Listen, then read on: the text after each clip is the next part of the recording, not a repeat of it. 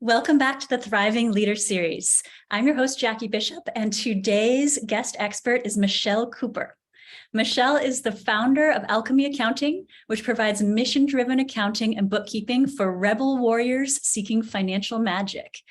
Michelle has more than 40 years of experience working in business, strategic growth, taxes, financial strategy, and analysis in high-pressure, fast-moving environments.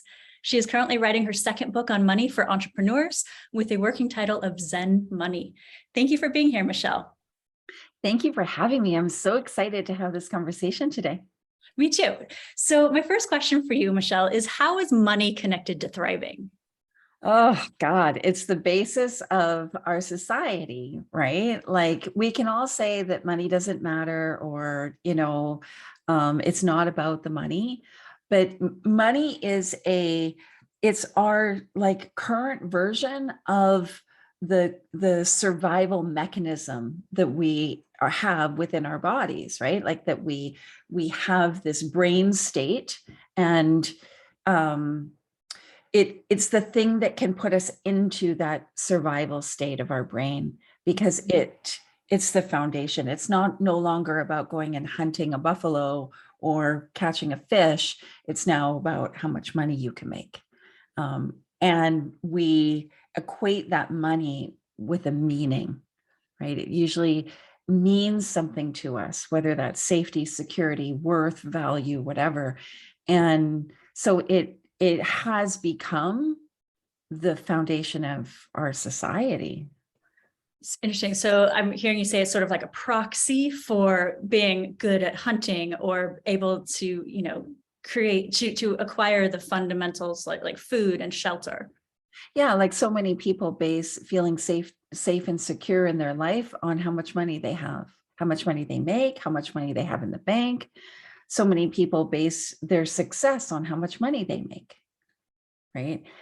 People base their thrivingness in life based on, what they might consume or experience. And all of those things take money, right? If part of us thriving is eating organic food, well, that's going to take money, right? Just how it is in our lives. So in effect, to thrive, you need to have money.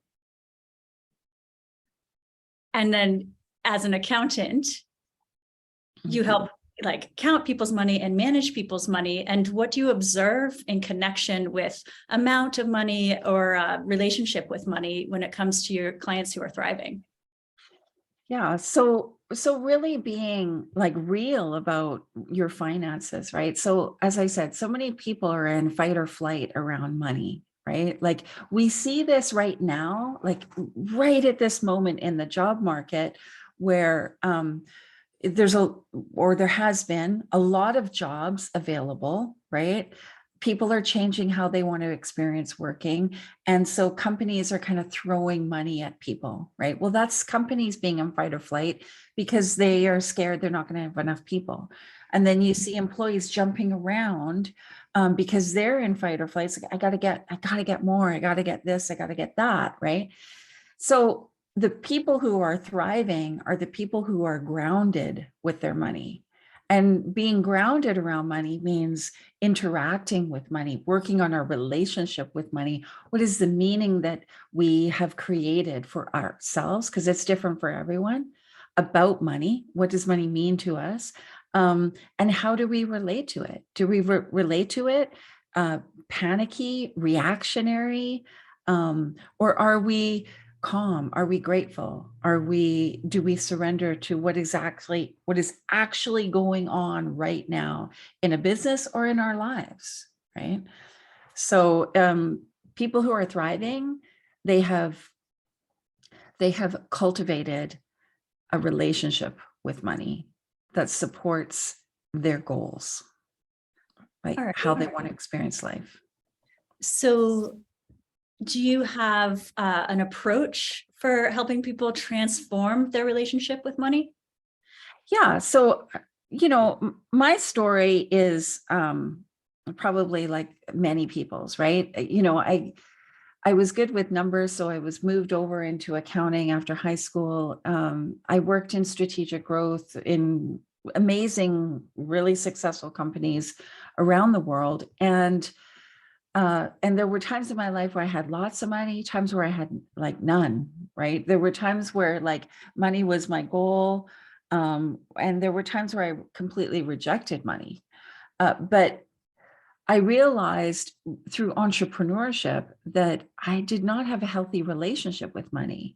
And I artificially created a feast or famine cycle with money, even though there was no need for it. That's just that was my belief. So I started to uncover like my belief system around money. And I got really clear on what my beliefs were, my limiting beliefs, like, how to like clear all that up and, do all the work around that, set intentions, all that kind of stuff. And thought, okay, I got this now. Right. And then I didn't have it. Like I was still in this kind of feast or famine cycle. I still wasn't experiencing what I wanted to experience. Um, do some more work on it, realize there's the whole kind of like law of reciprocity, law of attraction. There's this energetic component, there's this frequency, there's this vibration around abundance, right? So dove into that, got really clear on like, what am I putting out there? What am I attracting? Really did the work around that, realized that it's more than just like, like what I'm doing with money. It's actually my environment. It's my physical environment. It's my internal environment. It's the food I put into my body. It's the things I consume in my mind, right? So it's all the energetics. And I'm thinking, okay, I got that. Like, I got this. And things still didn't really change. I changed a little bit, but not a lot. And at the same time, when I was doing all this other stuff, I got distracted from like managing the dollars and cents in my business. Mm-hmm. And so I wasn't looking at the numbers. I wasn't looking at my cash flow. I was getting behind on things. I was like very reactionary with the physical transactions of money. And then it dawned on me that it's all three. Okay. And so that is what I help clients do. And that is that is the whole premise behind the upcoming book, which is around like, there's your belief system and there's your story. There's also your energetics. And then there's the how you interact with the physical money, the transactional basis. When you can look at all three as like equals, I feel like it's kind of like a three-legged stool. If you're missing one, it's going to fall over, right? But if you're working on all three, and you don't have to be perfect on all three, but understanding that they relate to each other, right? We can't ignore the other things. And this is why I think people, like they'll follow like Dave Ramsey or whatever the latest guru person is around money, right? And there's, stop spending money on coffee or whatever. But they're not looking at the other pieces, right? Their stories, their beliefs. They're not looking at like, what is their environment? Because your physical environment is as much of a contribution to your bank balance as anything else, right? And so what do you recommend that people do with their physical environment, for example? Declutter. So, like we can look at, somebody like Marie Kondo, or even those gals from the Home Edit, like I love them. What you see in those stories, those TV shows, those books, is people declutter and tidy their physical environment, and everything else around it changes. Their relationships change, their money situation changes, right? And it's a contribution, right? If everything's all messy and crazy, how are you going to show up? Like if you've got a business and you come to work and your office is a crazy place with stacks of things, stacks of paperwork, unfiled taxes, like you're just not going to be clear in supporting your client, right? You're not going to be clear in leading your business, right? Because it's messy. And that applies within, people's, like, directly applies to people's like money situation. I had a call this week with a gal, it's actually a daughter of a friend of mine, and she was like, yeah, I need some help because, like, she's an employee, she works for a company, and she's like, all of a sudden I got this garnishment on my wages and I don't even understand what's going on. And these things can happen just because it's been messy, Yeah. right? And so when I looked, it's like, oh, well, they asked you to refile your taxes in 2019. You didn't do that. So they refiled for you and they assessed more money. So now you owe them $10,000 and you haven't been answering the phone. And so they're just going to take your money. Interesting. And so decluttering your space, your physical environment can then sort of catalyze or inspire a decluttering of the financial space. Totally. And then once that is decluttered, then there's less of that fight, flight, or even it sounds like in your friend's case, the freeze, where it's like she knew something was wrong, like the phone's ringing, Totally. the garnishment's happening, but it's like I can't do anything except, I guess, thankfully she reached out to you. Yeah, it is a freeze response, right? Like, it's like I can't even cope with this right now. It's like, I'm so glad she reached out, and it's actually, her mom who was like, you need to call Michelle, she can figure this out. That's what she does, right? But it can be really difficult for people to face what's going on, because ultimately they have created this chaos, right? And when we create like chaos around us, we can carry a lot of guilt and shame for getting into that situation. So understanding that people do this all the time. People get into messy situations all the time. I don't think there's anyone in our world who hasn't had some kind of chaos in their lives at some point, right? And we create our reality, basically. So just accept it. Don't create a meaning around it, right? Just be like, okay, well, this is it. One of the best things that people can do is just to accept what has happened or is going on with their money, whether it's good, bad, ugly, doesn't even matter, right? Just accept it as it is and make a decision about what you want to experience. is that Right? part of the energetic column that you're talking about? Totally. Yeah, totally. Like, let's not be all doom and gloom. Let's say somebody has a great job they love, they're making $100,000 a year, let's say.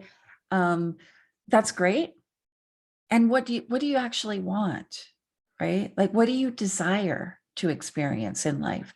Do you desire to have, I don't know, a short-term rental property as well? Do you desire to go on 3 holidays a year? Do you desire not to work for somebody and work for yourself? Like, get clear on what you desire and what you want to experience with money. And that's like 50% of the work. So getting clear on the desires of how you want to feel. Yeah. It sounds like this, the starting block for so many things, money and the rest of life also. Totally. And this is the thing around, like, people will talk about manifestation and law of attraction, all that stuff, right? Whether or not you believe in that, money is a reflection of how you feel. Like, it's like the outward, real 3D world expression of what we feel inside. So if we don't feel enough inside, we're going to feel like we don't have enough. If we feel safe and secure inside, we're going to feel safe and secure regardless of what our bank balance is. Interesting. And so safety and security is not directly correlated to amount or volume of money. No, and that was something for me. I always thought, like, oh, when I have whatever, when I have $100,000 in the bank, I'll feel okay. I'll feel safe. I'll feel good. Nothing can go wrong. And what I realized is, regardless of how much money I had in the bank, my feelings were like not tied to that, right? Like, there were times where I had $10,000 in the bank or less, and there were times where I had 100,000. I didn't feel any more safe in that whole scale of money in the bank, right? But people will think that's the reality. And one of the things we see really is that like people who win the lottery, right? They'll win a large sum of money, and you would think they would feel, if that were true, if money provided safety and security, they would feel very safe and secure. Most of the time, like 80% of lottery winners go through their money in 2 years. Wow. And it's an energetic thing, right? Like they're not comfortable in that. They don't actually feel safe and secure, right? And on the reverse side, you can have people who have very little money and they feel very safe and secure. They're fine. They go about their business, they enjoy their life, and they've figured out that safety and security comes from it within. Maybe it comes for them, it comes to, from their connection to God or source or the universe, whatever it is for them, right? For some people, it's being at one with the planet, right? It's all individual. Interesting. So do you have like a specific process that you help people with in getting in, I guess, sort of transforming that energetic relationship with money? Yeah, for sure. Like one of the things that is, like I said, to start with is like getting real about what's going on, right? So a way we can do that is by like having a starting point. Like, what is the starting point with your money? So one of the things that I'll do with clients is what I call a money date. So a money date is a time that you spend like dedicated with you and your money, right? And you look at your bank account, you look at your credit cards, you look at your, maybe if you're a business, your accounts receivable or payable or whatever, you look at your debt, you look at your assets, right? And you get clear. Now, in kind of like accounting terms, this is like looking at your net worth, right? So if somebody is really kind of like has like that kind of logical side of their brain that's more dominant, it's like looking at your net worth, right?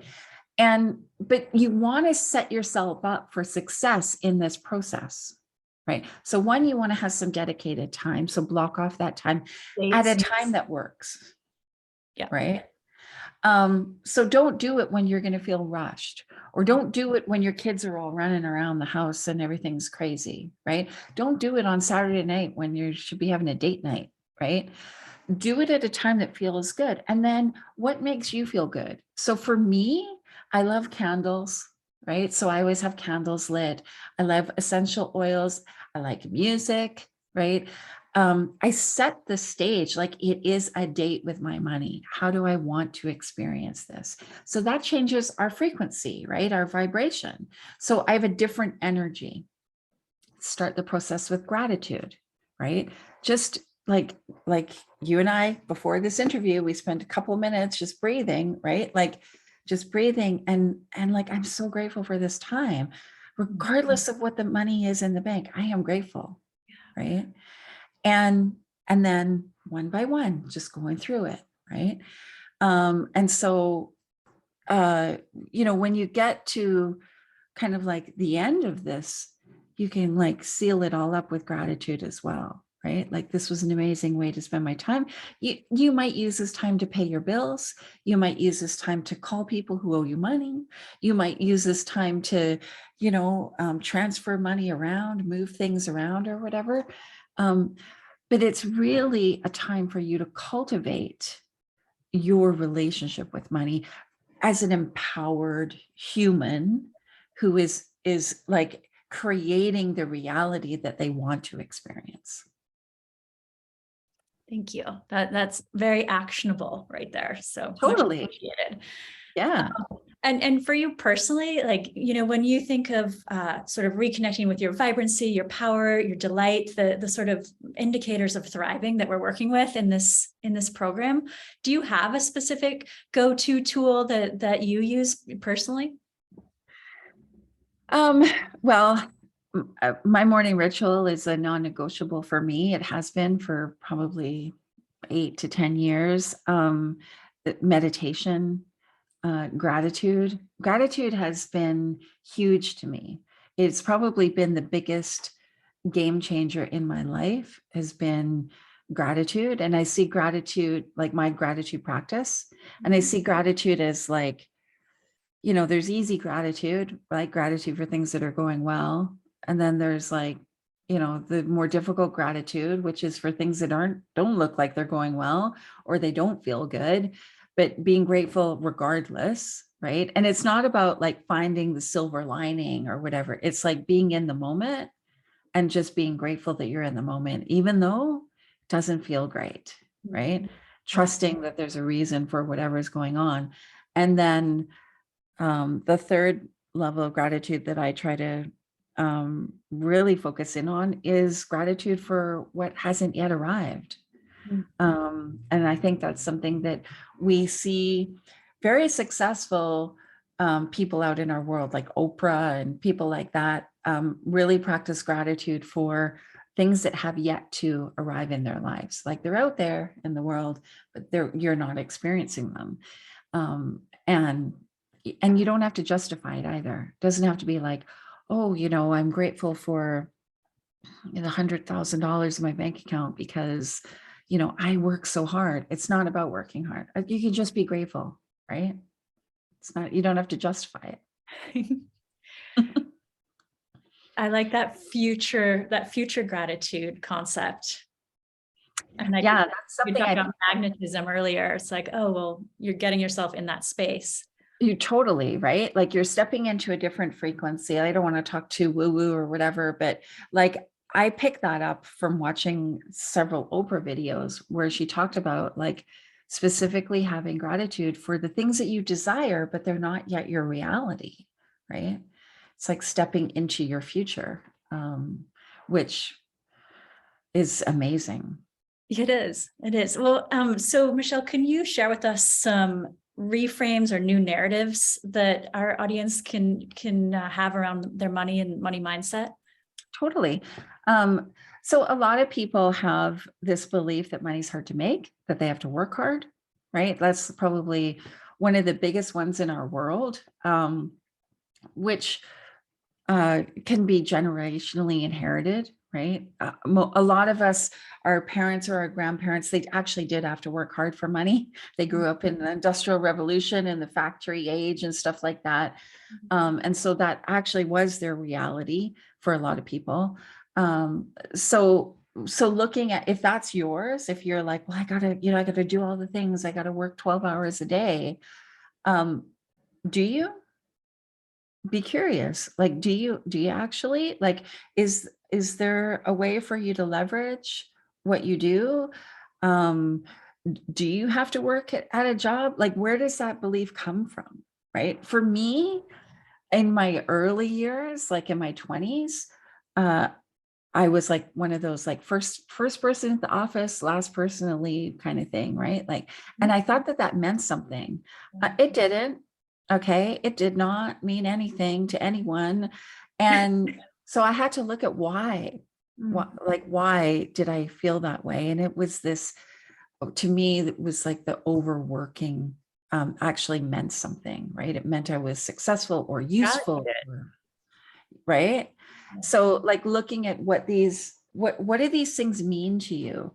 Because a lot of our beliefs around money, I have to work hard, and then that leads to a habit of, say, overworking, right? Comes from us, again, a survival state, right? We're reactionary in our lives, right? Like I said earlier, like a lot of people have this kind of like feast or famine cycle. And that was personally mine. It was like the experience I had as a kid. My family were commercial fishermen. There was either lots of money or no money, lots of money, no money. It was very seasonal, right? So farming families can experience that. Anybody could experience it.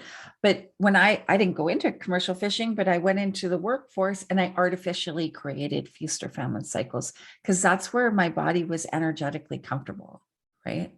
Because that's where you've grown up as a child and you Totally. knew it. It was comfortable. in its discomfort. Totally, right? Like this is why people don't leave situations that are not good for them, even though they know they're not good for them.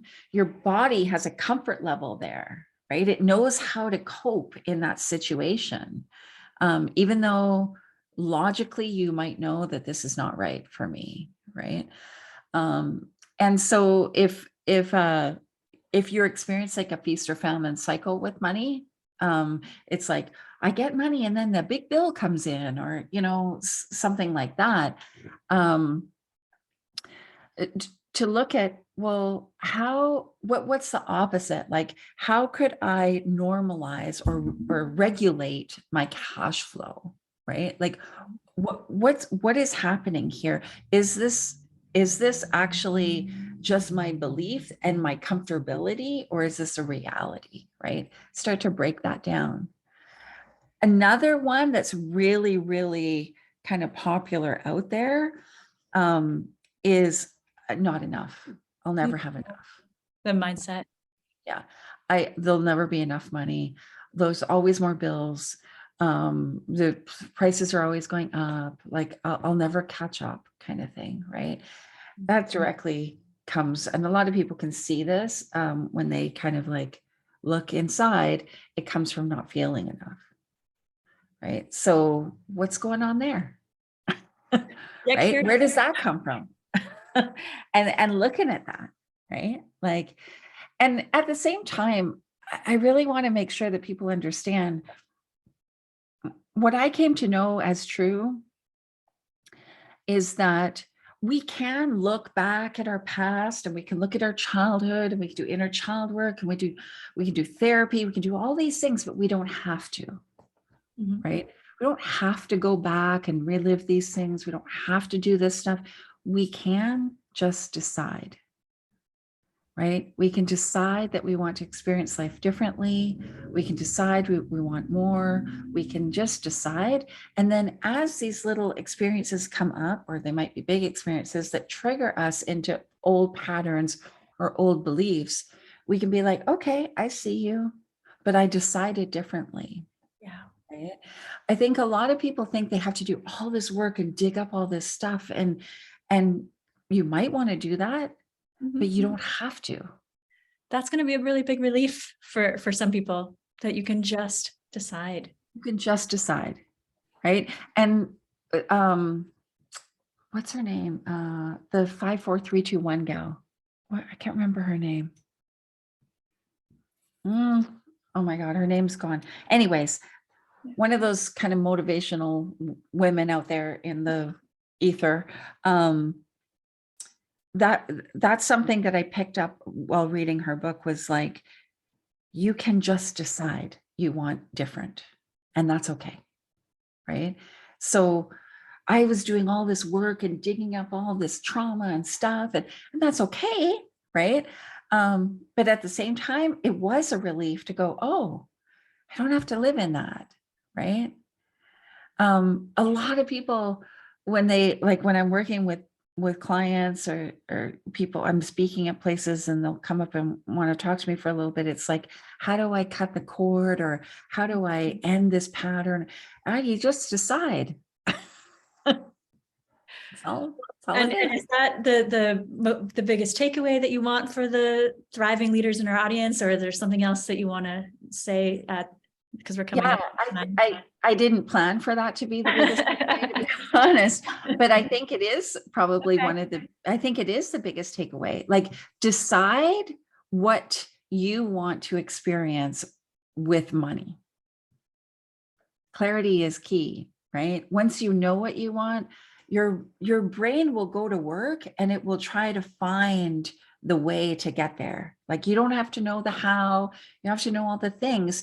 Your brain will like get to work. Your reticular activating system will kick in, and you'll start to see things that align with that decision, right? And it'll look like magic, right? It'll look like, oh wow, coincidence, synchronicity, all these things. It's actually your brain. And I think it is actually magical. So awesome. Yeah, if you're going to do one thing, just decide. Don't justify, don't have some kind of reasoning behind it. Just decide. All right. Well, thank you for all of these gems of mindset changes and strategy. I really, really appreciate it, Michelle. You're welcome. Can you tell us about the free resource that you have for the audience or how to stay in contact with you? Yeah, they can go to www.alchemyaccounting.ca/thrive and get a money date workbook. So this is Money date. really actually totally right. It's a whole workbook how to set yourself up. There's like a Okay. couple pages there of like, kind of workbook, kind of check your bank account balance, who owes you money, who do you owe, that kind of thing. And you could just literally print 12 of these off and do one a month, or print Amazing. 52 off and do 52 a year. Um, but it's a very like actionable step that you can take Mhm.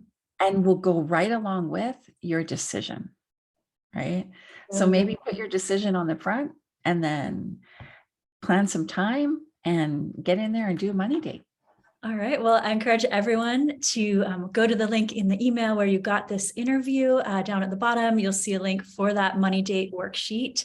And I encourage you to go on that date and to make those decisions and to notice how it impacts your thriving. So thank you so much for being with us today, Michelle.